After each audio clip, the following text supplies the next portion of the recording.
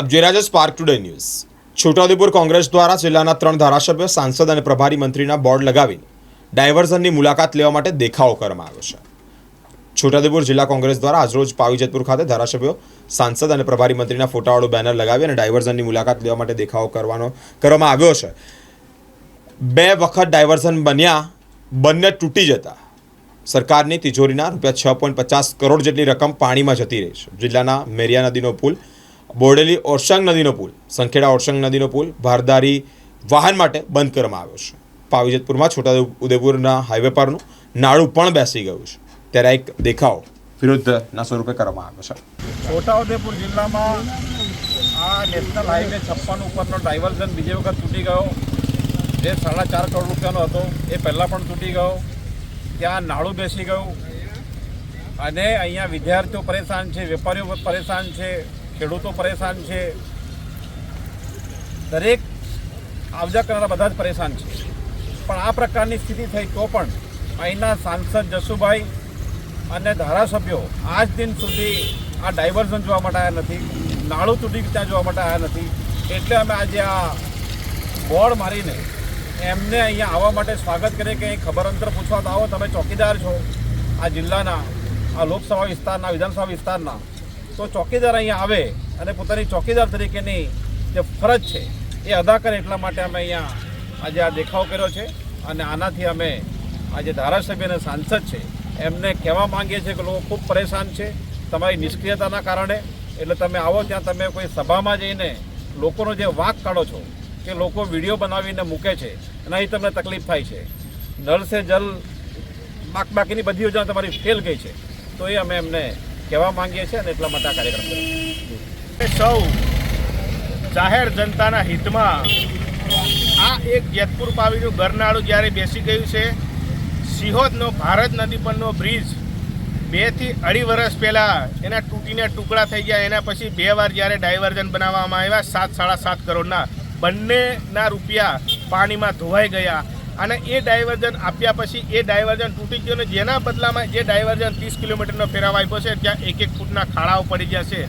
ત્યારે અમારી આ તંત્ર અને આ જે મુખ્ય છોટાઉદેપુર જિલ્લાના કહેવાતા મુખ્ય ચોકીદારો એમને અમારે એ કહેવા માંગીએ છીએ કે તમે જ્યારે વડોદરાની અંદર જ્યારે ગંભીરા બ્રિજ તૂટ્યો અને ત્યાં નિર્દોષ લોકોના મૃત્યુ થયા અને એ બ્રિજની તાત્કાલિક મંજૂરી આપી દીધી કે 212 કરોડ રૂપિયાની અંદર જ્યારે મંજૂર થઈ ગયો હોય ત્યારે આ બ્રિજને મંજૂર થતાં 2 વર્ષ લાગે, એનું કામ શરૂ થતાં 1 વર્ષ લાગે, તો એ જ છોટાઉદેપુર લોકસભાની અંદર એ બ્રિજ પણ છોટાઉદેપુરની અંદર આવે છે અને આ છોટાઉદેપુર જિલ્લો પણ છોટાઉદેપુર લોકસભામાં આવે છે। ત્યારે આ કહેવાતા ચોકીદારો કોઈ નિર્દોષ લોકોના મૃત્યુ થાય એની રાહ જોઈ રહ્યા છે, એ બ્રિજ તૂટે ત્યારે કોઈ નિર્દોષનું એની અંદર મોત થાય તો એની રાહ જોઈ છે।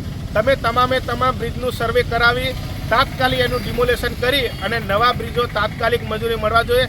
અને જો તમારી ઓકાત અને તાકાત ના હોય તમે ચૂંટાયેલા પ્રતિનિધિ તરીકે, તો તમે રાજીનામું આપી દો, જે બોલી શકે, લડી શકે અને સમાજ માટે કામ કરી શકે એવાને તમારે મોકો આપવો જોઈએ અને તમારે તાત્કાલિક આના રાજીનામા આપવા જોઈએ। અને અમારી માંગ આજે રોડની અંદર જે ખાડા પડ્યા છે, ડાયવર્ઝનની અંદર જે ખાડા પડ્યા છે, જ્યારે આ સિહોદ બ્રિજ બનાવવા માટે જે કોન્ટ્રાક્ટર આવ્યા છે એવું કહે છે કે હું આ 15 દિવસની અંદર ડાયવર્ઝન બનાવી દઉં, ત્યારે આ જે કોન્ટ્રાક્ટરને અહીંના કહેવાતા નેતાઓ કેમ દબાઈ રાખ્યો છે, એમની ટકાવારી લેવા માટે દબાઈ રાખ્યો છે કેમ નહીં?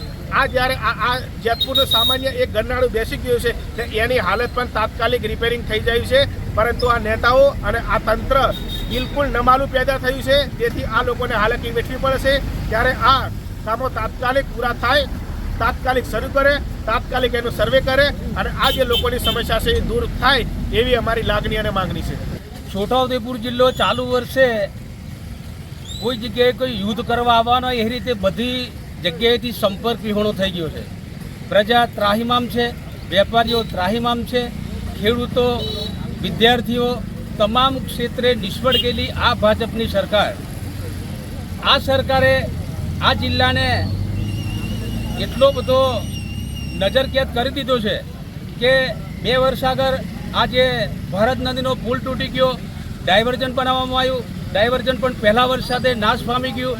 આ બાજુ છોટાઉદેપુર જિલ્લાની અંદર એમપીને જોડતો એ બાજુ પુલ એક જમીનદોસ્ત થઈ જવાની તૈયારીમાં છે, આ બાજુ પાવીની બાજુમાં એક ગરનાળું તૂટી જવાની તૈયારીમાં, અમારો આ રતનપુરવાળો પુલ પણ જર્જરિત હાલતની અંદર, પેલી બાજુ બોડેલીવાળો પુલ એ પણ નાશ પામવાની તૈયારીમાં. તો હવે આપણા ગુજરાતના આપણા સીએમ અને અમારા એવા ગણાતા પ્રભારી મંત્રી ભીખુસિંહ પરમાર સાહેબને પણ વિનંતી કરીએ કે તમે અહીંયા મોટા ફેરા મારો છો તો તમે આગોતરું આયોજન કરો. આ એક ઘરનાળું એક જ પહેલા વરસાદે તૂટી જાય તો છોટાઉદેપુર જિલ્લાએ શું ગુનો કર્યો?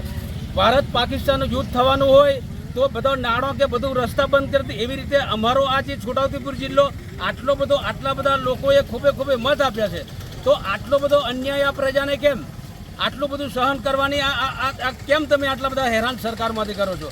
સરકાર બધી રીતે સફળ થઈ હોય તો આટલો બધો અન્યાય કેમ? એક બાજુ ઘરનાળું તૂટવા, આ એક વરસાદે હમણાં અમને એવું જાણવા મળે છે કે કોન્ટ્રાક્ટર હમણાં વહેલી તકે તાત્કાલિકના ધોરણે અમે આ ઘરનાળું ચાલુ કરી દઈએ એવું જાણવા મળે છે, પણ અધિકારીઓ અને રાજકીય નેતાઓની મિલીભગતના કારણે આ ઘરનાળું તૈયાર થવાની એની અંદર ભેદભાવ રાખી રહ્યા છે આ લોકો.